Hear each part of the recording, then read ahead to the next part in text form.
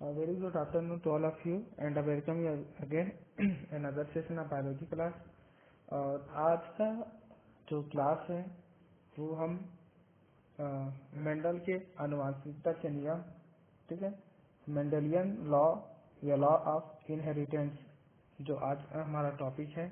और इसके अंतर्गत हम तीन नियम पढ़ेंगे लॉ यहाँ पे। एक प्रभाविता का नियम, पृथक्करण के नियम, और तीसरा जो होता है वो स्वतंत्र अपव्यवन का नियम। तो आज की क्लास में हम तीनों के बारे में बात करेंगे। एक्चुअली हमने जो पहले जो मोनोहाइब्रिड और डाईहाइब्रिड जो देखे थे वो इसी तीन ये जो नियम है वो वही मोनोहाइब्रिड क्रॉस और डाईहाइब्रिड क्रॉस से ही निकाला गया है इसको, ठीक है। तो चलिए स्टार्ट करते हैं।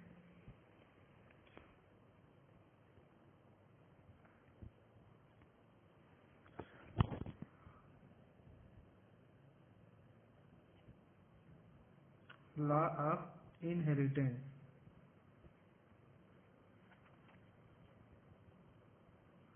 ठीक है। तो मेंडल के नियम ये लॉ ऑफ इनहेरिटेंस जो होता है, मैंने आपको पहले ही बताया कि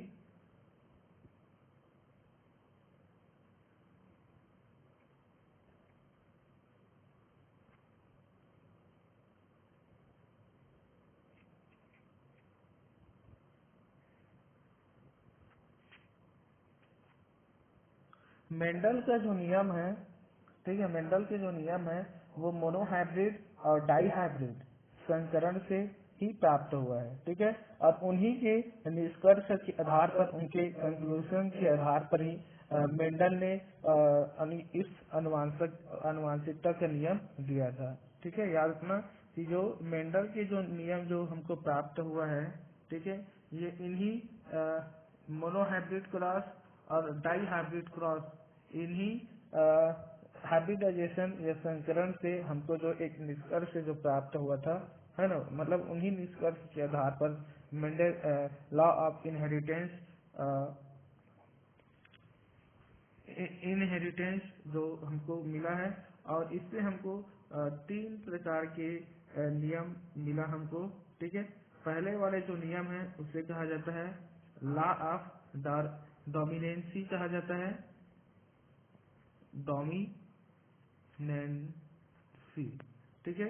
और सेकंड जो होता है वो लॉ ऑफ सेग्रीगेशन, ठीक है। और थर्ड जो होता है वो होता है लॉ ऑफ इंडिपेंडेंट असॉर्टमेंट, ठीक है, इंडिपेंडेंट। और यहाँ पे एक और वर्ड है असॉर्टमेंट, ठीक है। तो ये मेंडल के तीन नियम हुआ, ठीक है। पहला जो होता है डोमिनेंस मतलब प्रभाविता का नियम। सेकंड जो होता है लॉ ऑफ सेग्रेगेशन, ठीक है। तो ये जो लॉ ऑफ सेग्रेगेशन जो होता है, लॉ ऑफ सेग्रेगेशन, इसे पृथक्करण का नियम कहा जाता है। और थर्ड जो होता है वो होता है लॉ ऑफ इंडिपेंडेंट असॉर्टमेंट, ठीक है, स्वतंत्र अपव्यवन का नियम कहा जाता है, ठीक है। तो चलिए इसको हम बारी बारी से हम इसको पढ़ते हैं, ठीक है। तो इस तीनों नियमों को मैं आपको डिटेल्स में यहाँ पर मैं आपको बताऊंगा आपको, ठीक है। तो पहला जो नियम है वो हमारा पहला नियम हम स्टार्ट करते हैं, जिसे कहा जाता है प्रभाविता का नियम, ठीक है। तो अनुवांशिकता का जो नियम है ना, तो मेंडल ने जो अनुवांशिकता का नियम या लॉ ऑफ इनहेरिटेंस जो कहते हैं, एक्चुअली इसको मेंडल के वंशगति नियम भी कहा जाता है, ठीक है। और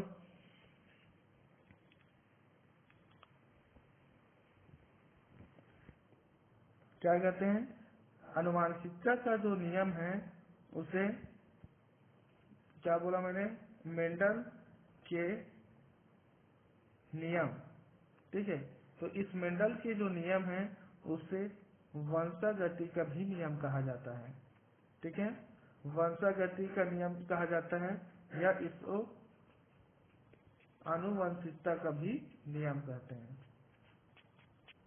ठीक है, और हम जानते हैं, आप सब जानते हैं कि आनुवंशिकता के सिद्धांत में प्रिंसिपल ऑफ इनहेरिटेंस जो होता है, ठीक है, आप यहाँ पर एक बार और मैं बता भी देता हूँ कि प्रिंसिपल ऑफ इनहेरिटेंस जो होता है, principle of inheritance, principle of inheritance जो होता है वो क्या होता है, एक पीढ़ी और ये है दूसरा पीढ़ी, दूसरी पीढ़ी, है ना। तो इसमें क्या होता है, एडवांसिक, ये प्रिंसिपल ऑफ जो इनहेरिटेंस जो होता है, इसमें एक पीढ़ी से ये दूसरे जो पीढ़ी होता है, इनमें क्या होता है, ये जो लक्षण जो होता है वो ट्रांसफर होता है। ठीक है, लक्षणों का ट्रांसफर होता है, तो इसे ही कहा जाता है मेंडल का आनुवंशिकता का सिद्धांत और यह आनुवंशिकता का नियम कहा जाता है। ठीक है, तो जो हम पहले जो बात कर रहे हैं, ठीक है, प्रभाविकता का नियम। ठीक है, तो इसमें क्या होता है कि यदि मान लीजिए दो कारक हैं, ठीक है, ध्यान से सुनिए आप, प्रभाविकता के नियम में क्या होता है कि मान लीजिए हम दो कारक ले रहे हैं, दो फैक्टर्स ले रहे हैं। ठीक है, मान लीजिए दो फैक्टर्स क्या है, हम यही के, ठीक है, मान लीजिए दो फैक्टर्स, एक मिनट पहले से मिटा देता हूँ, जगह कभी हो जाता है। ठीक है, तो पहला वाला हमने क्या बोला, लॉ ऑफ डोमिनेंस। ठीक है, तो पहला में क्या हमने ये बताया कि मान लीजिए दो फैक्टर हैं। ठीक है, दो फैक्टर में क्या है, मान लीजिए ये लंबे पौधे हैं, ठीक है, और ये है छोटे पौधे, यही दो फैक्टर हैं। ठीक है, अब इस फैक्टर में, ठीक है, दोनों समान नहीं है, मतलब एक जो फैक्टर होता है वो दूसरे फैक्टर में आसानी से प्रभावी हो जाता है, क्योंकि आपको मालूम होगा कि इसका जो जीन होता है, ठीक है, गैमेट जो होता है, ठीक है, वो टी होता है, कैपिटल टी, और इसका जो गैमेट होता है वो स्मॉल टी होता है। और जब दोनों के बीच में यहाँ पर क्रॉस होता है तो यहाँ पर क्या प्राप्त होता है, लंबे पौधे प्राप्त होते हैं।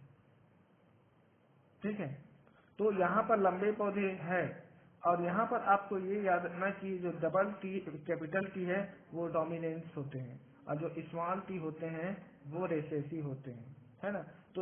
तो यहाँ पर जो डोमिनेंस जो होता है, ठीक है, तो यहाँ पर पहला जो पीढ़ी होता है, F1 जो पीढ़ी होता है, यहाँ पर पूरे क्या होते हैं, लंबे पौधे होते हैं। लंबे पौधे हैं मतलब इसका जो ये जो डोमिनेंट वाले जो कैरेक्टर है वही कैरेक्टर इनमें दिखाई दिया, और ये जो रिसेसिव वाला जो कैरेक्टर होता है वो यहाँ पर दिखाई नहीं दिया। मतलब ये वाला जो लंबे वाले होते हैं वो बौने वाले को क्या कर देते हैं, दबा देते हैं। ठीक है, तो इसे ही कहते हैं प्रभाविता का नियम कहा जाता है। ठीक है, तो इसको आप एक डायग्राम में भी समझ सकते हैं, ये डायग्राम है ऑलरेडी। ठीक है, ये शुद्ध लंबे पौधे हैं और ये बने पौधे हैं, दो इनका जो गैमेट्स है वो टी है और इसका टी है, ये कैपिटल और स्मॉल, ठीक है, गैमेट्स है, और ये दोनों आपस में यहाँ पर सेल्फ पॉलिनेशन हुआ यहाँ पर। ठीक है, तो यहाँ पर लंबे पौधे प्राप्त हुए। ठीक है, तो ये जो होता है वो प्रभावी होता है, ठीक है, और ये जो होता है अप्रभावी होता है। ठीक है, तो प्रभावी जो होता है वो अप्रभावी को दबा देते हैं। ठीक है, तो इसे ही कहते हैं प्रभाविता का नियम कहा जाता है। ठीक है, तो आपको याद पहले से मैंने बता दिया था कि प्रभावी मतलब जो दिखाई देते हैं और अप्रभावी जो दिखाई नहीं देते हैं। ठीक है, तो इसके लिए आप कभी मान लीजिए आपको आंसर क्वेश्चन पूछ सकते हैं दोनों में डिफरेंस, तो इसके लिए मैंने यहाँ पर इसको निकाला है। देखिए, प्रभाविकता मतलब वही है जो दिखाई देता है, मतलब प्रदर्शित करता है ना वो, जैसे कि लंबा है, कैपिटल टी है, तो ये F1 जो पीढ़ी है उसमें वो दिखाई देता है। ठीक है, और ये जो टी वाले जो होते हैं वो यहाँ पर अब्सेंट होते हैं। किसमें F1 में एब्सेंट होते हैं, लेकिन ये जो स्मॉल जो टी होता है मतलब छोटे पौधे होते हैं वो F2 फैमिली में दिखाई देते हैं, याद रखना। ठीक है, यहाँ पर पूरा लिखा है कि प्रथम संतति पीढ़ी में ये प्रदर्शित होते हैं, लेकिन अप्रभावी होता है वो सेकंड पीढ़ी में प्रदर्शित करते हैं। ठीक है, ये छिपा हुआ रहता है ना, उपस्थित में छुप जाता है ये। तो ये जो होता है बड़े लंबे पौधे जो होते हैं वो छोटे पौधे को क्या कर देते हैं, दबा देते हैं, इसीलिए इसको डोमिनेंट और इसको रिसेसिव कहा जाता है। ठीक है, तो ये है प्रभाविता का नियम। ठीक है, क्लियर।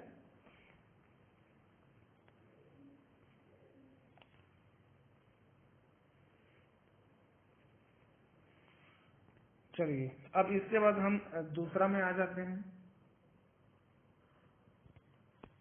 तो दूसरा जो होता है वो होता है पृथक्करण का नियम।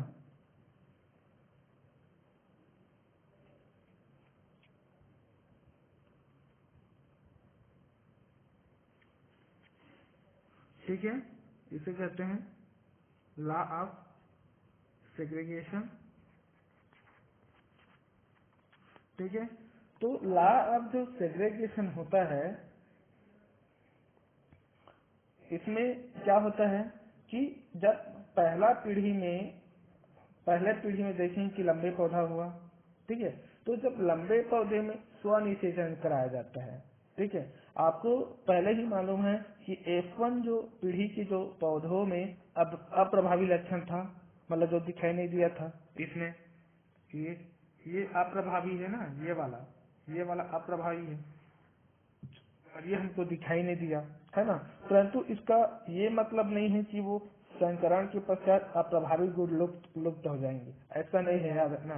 वो जरूर दिखाई नहीं दिया, ये अप्रभावी छोटे पौधे दिखाई जरूर नहीं दिया, लेकिन ये नहीं है कि मान लीजिए इनमें संकरण हुआ तो वो दिखाई नहीं देगा, वो लुप्त हो जाएगा, ऐसा नहीं है। ठीक है, जबकि ये जो लक्षण होते हैं वो जब उन्हीं पौधों के मध्य जब इसमें हाइब्रिडाइजेशन कराया जाता है। ठीक है, तो वो फिर से पुनः जो F2 होता है वहाँ पर वो क्या होते हैं, दिखाई देते हैं। ठीक है, जैसे एग्जाम्पल के लिए पृथक्करण के नियम में, ठीक है, इसके लिए मैं आपको यहाँ पर सीधा एक डायग्राम है, यहाँ पर आप देख सकते हैं। ठीक है, ये लंबे पौधे हुआ, ये छोटे पौधे हुए। ठीक है, दोनों के बीच में यहाँ पर क्रॉस हुआ, तो ये वाला जो यहाँ तक जो दिखाई दे रहा है ये पहला नियम है। ठीक है, याद रखना, ये लंबे पौधे और बौने पौधे के बीच में दोनों का जो गैमेट्स है वो यहाँ पर मिलके एक लंबे पौधे प्राप्त हुआ, और F1 पीढ़ी में पूरे लंबे पौधे, मतलब ये रूल नंबर पहला है, प्रभाविता का नियम यहाँ पर है। ठीक है, सेकंड जो रूल है वो यहाँ से शुरुआत होता है, जहाँ पे यहाँ पर सेल्फ पॉलिनेशन यदि बने, यदि हम इसको यदि मटर के पौधों में बात करें, है ना, तो यहाँ पर सेल्फ पॉलिनेशन होता है।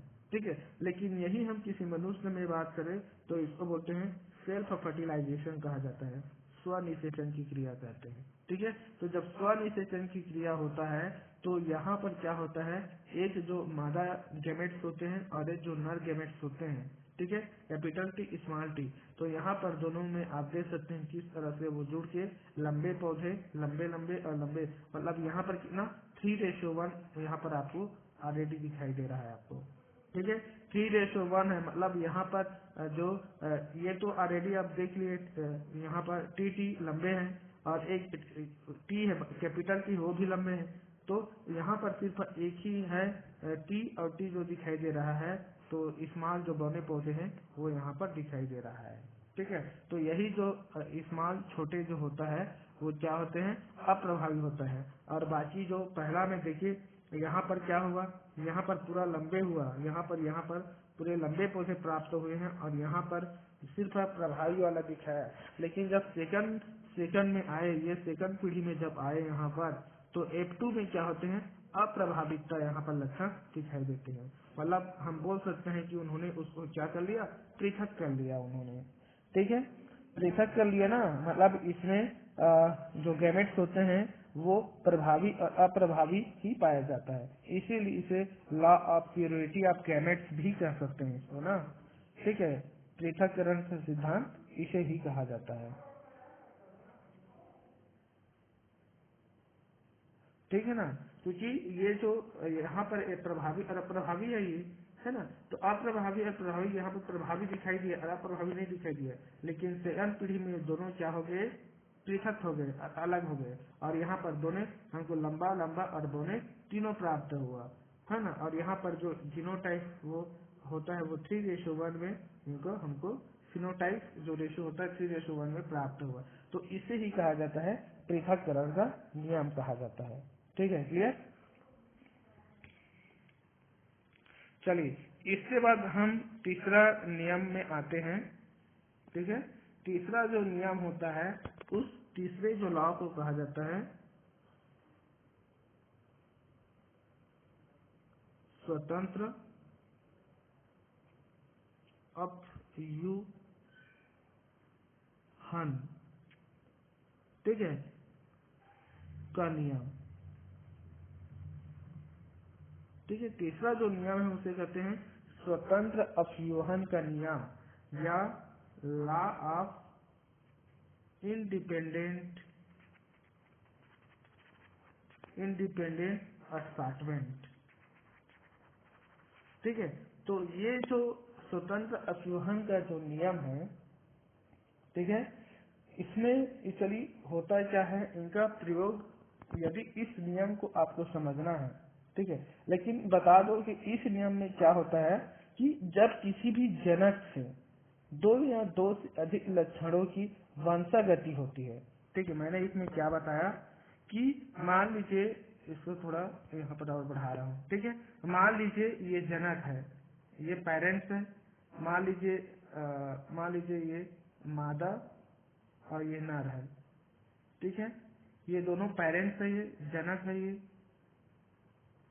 ठीक है, मान लीजिए क्या होता है, 2 या 2 से अधिक लक्षणों का वंशागति होते हैं। ठीक है, कैसे वंशागति होते हैं, मान लीजिए नर लंबे हैं, हाइट में लंबे हैं। ठीक है, क्लियर। मान लीजिए मादा बौने हैं, क्लियर, ये भी बात क्लियर। ठीक है, मान लीजिए मादा बौने हैं लेकिन ये गोरे हैं रंगों में। ठीक है, लेकिन नर लंबे हैं लेकिन ये सांवले हैं मान लीजिए। ठीक है, जब इनमें दोनों के बीच में जब क्रॉस होता है तो यहाँ पर जो क्या होता है, दोनों लक्षण यहाँ पर आ जाता है। ठीक है, कैसा लक्षण, यहाँ पर हाइट जो होता है, मतलब हाइट भी आ रहा है यहाँ पर, मतलब हाइट, यहाँ पर हाइट भी आ रहा है और साथ में यहाँ कलर भी आ रहा है। तो ये 2 लक्षण आया, तो दोनों लक्षण आ गए यहाँ पर। पेरेंट्स से ये जो होता है ये ऑफ स्प्रिंग है ये। ठीक है, ऑफ स्प्रिंग है ये। ठीक है, तो मैंने क्या बोला कि जब किसी भी जनक से 2 या 2 से अधिक लक्षणों का वंशागति होते हैं, मतलब एक पीढ़ी से दूसरे पीढ़ी में ही आ गया, तो उनमें जो कारक जो होता है वो ऐसा व्यवहार करने लगता है कि मानो उनके बीच में कोई संबंध ही ना हो। ठीक है, मैंने क्या बोला कि उनके जो फैक्टर्स जो होते हैं वो ऐसा व्यवहार करने लगता है कि मानो कि उनके बीच में कोई संबंध नहीं है और वे एक दूसरे से बिल्कुल ही क्या हो जाते हैं, स्वतंत्र होते हैं। ठीक है, तो कोई भी लक्षण किसी भी दूसरे लक्षण पर क्या होते हैं, वो आधारित नहीं होता है और ये स्वतंत्र रूप से अपना क्या करने लगता है, गुण प्रदर्शित करने लगते हैं। ठीक है, और तो प्रदर्शित जब करने लगते हैं तो एक लक्षण की वंशागति दूसरे लक्षण की वंशागति पर निर्भर नहीं होती है। और निर्भर कौन नहीं होते हैं, मैंने वही बताया, जो स्वतंत्र होते हैं वो निर्भर नहीं होते हैं, है ना। तो इसीलिए इसको कहा जाता है स्वतंत्र अपव्यूहन का सिद्धांत कहते हैं। और ये सबसे इसका बेस्ट जो एग्जाम्पल होता है वो होता है डाइहाब्रिड क्रॉस, यहाँ पर आप देख सकते हैं। ठीक है, आप यहाँ पर देख सकते हैं कि द्विसंकर का प्रयोग भी कहा जाता है स्वतंत्र अपव्यूहन का जो नियम होते हैं। आप इसमें देख सकते हैं कि जोड़ी विपरीत पौधों के मध्य में यहाँ पर संकलन कराया गया है। इस डायग्राम में आप देख सकते हैं कि इसमें गोल और जो गोल और हरे बीज वाले हैं, यहाँ पर गोल हरे बीज वाले हैं और एक झुर्रीदार पीले वाले मटर के पौधों में यहाँ पे संकलन कराया गया है ना। और इसमें सभी जो पौधे होते हैं, ठीक है। इसमें जो सभी जो पौधे होते हैं वो पीले और गोल आकार के मिलते हैं यहाँ पर, तो वो स्वतंत्र हो गए है ना। तो इसे ही कहा जाता है स्वतंत्र अपीहरण का नियम कहते हैं। आप इसमें ऑलरेडी वहाँ पर मैं लिखा हूँ भी देख लीजिए कि जब किसी भी जनक से दो या दो से अधिक लक्षणों की वंशागति होती है तो कोई भी लक्षण किसी दूसरे लक्षण पर आधारित नहीं होता है ना, और ये स्वतंत्र रूप से एक गुण प्रदर्शित करते हैं, है ना। तो मतलब एक लक्षण की वंशागति दूसरे लक्षण की वंशागति पर डिपेंड नहीं करता है, इसीलिए इसको लॉ ऑफ इंडिपेंडेंट असार्टमेंट कहा जाता है। और इसका बेस्ट एग्जाम्पल मैंने बताया कि जो डाई हाइब्रिड जो क्रॉस होता है ये इनका बेस्ट एग्जाम्पल है, ठीक है। और ये ऑलरेडी मैंने कल के लास्ट वीडियो में ऑलरेडी मैंने बता भी दिया था, है ना। क्योंकि पहला इनका जो F1 जो पीढ़ी है इसमें वो आप देख लीजिए पूरे गोल पीले बीज और गोल पीले बीज ही प्राप्त हुए हैं, है ना। तो ये इनसे क्या हो गए, ये स्वतंत्र हो गया ये, ठीक है। मतलब ये हरे बीज वाला यहाँ पर आया ही नहीं, और ये डिपेंड भी नहीं है उन पे, ठीक है, डिपेंड भी नहीं है। चाहे हम इसमें से बात करें या इसमें से बात करें, है ना। इनका हरा रंग और इनका जो झुटीकार जो शेप है वो दोनों यहाँ से पृथक हो गए, अलग हो गए हैं, स्वतंत्र हो गए हैं, सीधा सिंपल सी बात, ठीक है।